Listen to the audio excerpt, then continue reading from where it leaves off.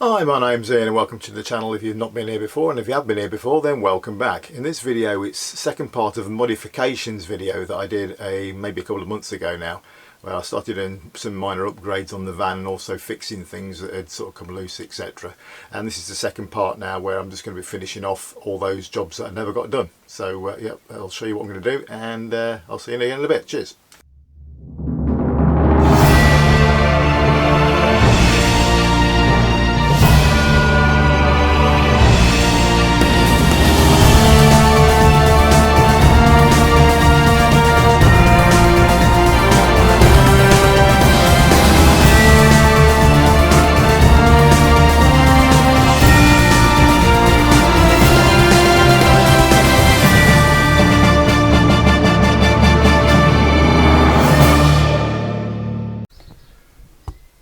Over the last few days I've been doing a few upgrades on the van. One of them is I created these extra sections in this cupboard here because we found that after you've been driving along, because we tie the doors shut, but once you've been opened up the thing started to fall out a bit, so I had a bit of plastic left over, so created those. It's not the prettiest of things, but basically just made these plastic edges, glued them in place just to hopefully stop things from falling out. Another thing I've been doing is on all unfinished edges, I had one or two of them, so I've got this black plastic L section on there, and it just obviously protects it from anything coming in and out of the cupboard. Basically added the same thing up to the top of the cupboard here. You can just see the black line going across there, and also again inside all of the roof lockers, done the same thing. Another job I had to do the other day, and I don't know whether anyone else had any same issues with the SkyMax skylights, in the fact that the double glazing separated. So basically this section here dropped and came away from the upper section, which made it impossible to open the skylight with just one person doing it. It had to be a two-person job to do it. So took all that apart the other day and glued it all back together, and it seems to be working fine now. The little job I'm going to be doing today is fitting this flexible reading light, because on this side of the van, when I'm sat in this seat, or my wife's sat in this seat, there's nowhere up here for a light if you want to read, whatever, especially if the other one's gone to bed and you just want a bit of low level light.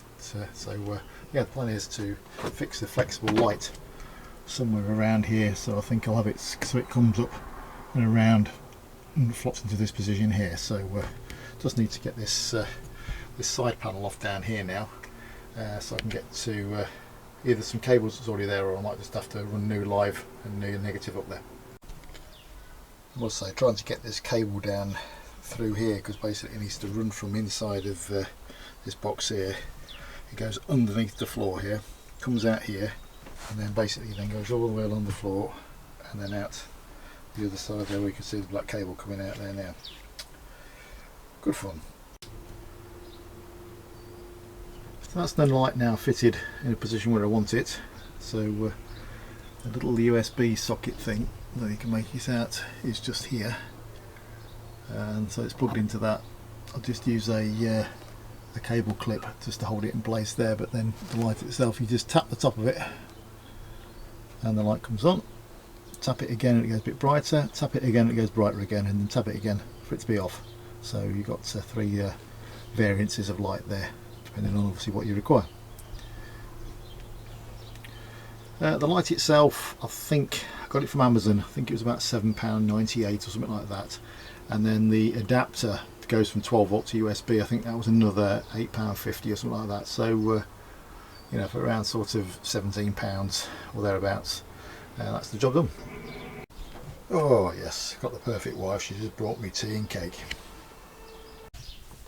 Well, today's task is making seat boxes. It's just on the passenger side one at the moment, so I've had to do a little bit of a cutout just around where the this is the access point for the fuel pump for your fuel tank. So I have to cut around that. It's all going to get carpeted. Probably going to make them all in one piece, but that's where I've got to at the moment. The driver's one's going to be the interesting one, because excuse all the stuff we've got down there. Got the handbrake down here, so we'll just lent it there at the moment. Just pull that out of the way. But yeah, it's going to be an interesting one to see whether I can do anything with it, or whether it just be a case of just working up to the plastic section you can see there. That's the first seat base now mocked up. It's one or two holes just to fill. I've drilled slightly in the wrong place for the wood, but got a bit of wood filler for that. It's going to be carpeted anyway, so I'm not really too fussed at the moment.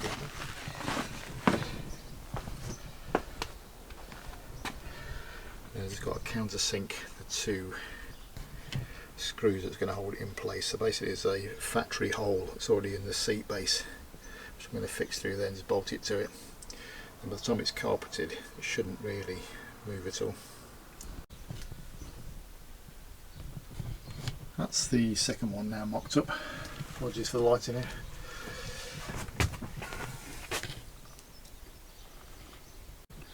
Just worked it round the handbrake. Hasn't worked out too badly.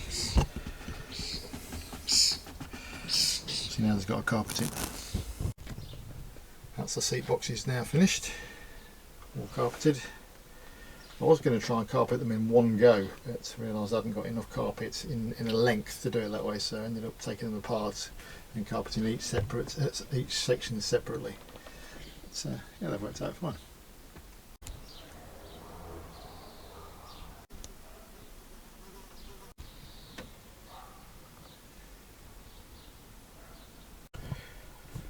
Due to the lack of LPG, one of the things we bought recently was an induction hob, and we used it the last time we went away, which was about 8 days, and in all that time we didn't use any gas at all. Everything was cooked using this induction hob, but also I then needed somewhere to store it.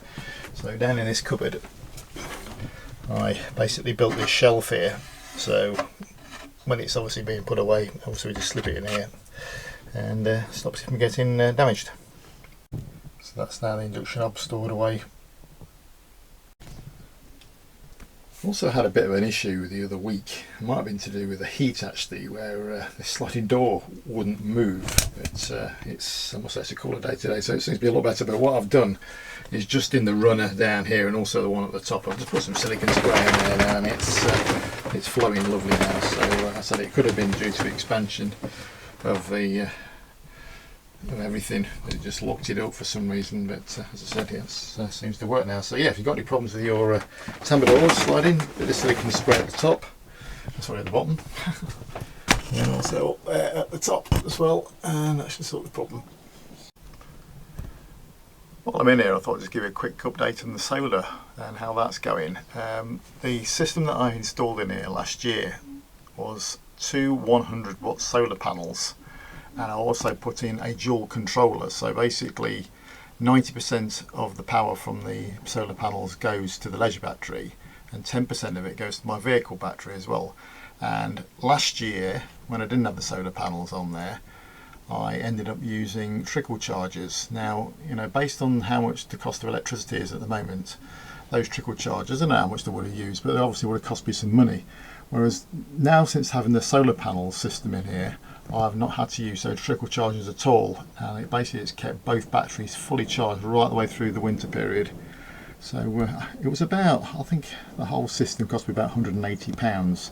So over quite a few years, that's going to save me quite a bit of money in electricity.